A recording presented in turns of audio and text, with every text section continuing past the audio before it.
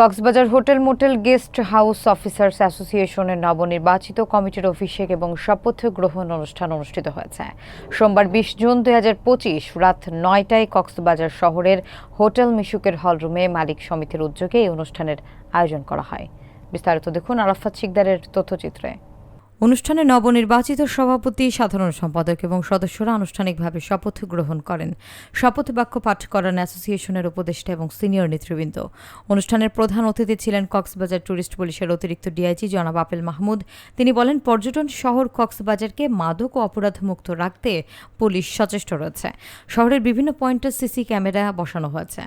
তিনি আরও জানান, পর্যটকদের হয়রানি বা প্রতারণা করলে প্রমাণ সাপেক্ষে কঠোর আইনি ব্যবস্থা নেওয়া হবে। একই সঙ্গে পর্যটকদের সর্বোচ্চ সুযোগ সুবিধা নিশ্চিত করতে ব্যবসায়ীদের সহযোগিতা কামনা করেন।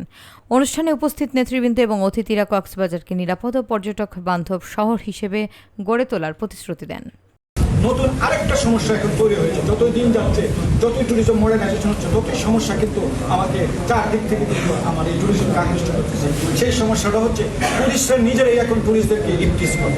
আজকেও আমাদেরকে একজন ট্যুরিস্ট আশ্চর্য হয়ে গেলাম, আমার এক বোনকে সে তার স্পষ্টত জায়গার মধ্যে পুরো কোলাহলের মধ্যে স্পর্শ করে ফেলেছে। একজন ট্যুরিস্ট এবং একজন ভদ্রলোক ট্যুরিস্ট, তাকে যখন আমার পুলিশ আটক করে নিয়ে আসছে, অভিযোগ নিয়ে আসছে, আমি হতভম্ব হয়ে গেলাম।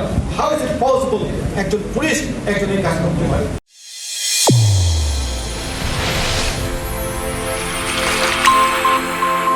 চ্যানেল A1 হৃদয় রেসপন্স।